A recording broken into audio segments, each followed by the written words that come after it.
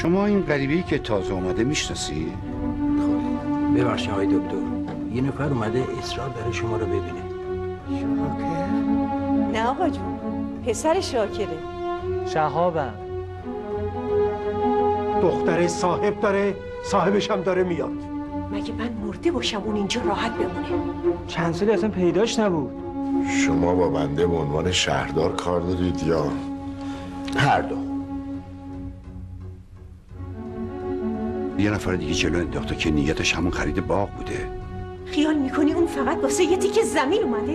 نه، اومده زندگی و آرامش ما رو به هم بریزه. بانوی خیری هستند از اهالی همه شهر.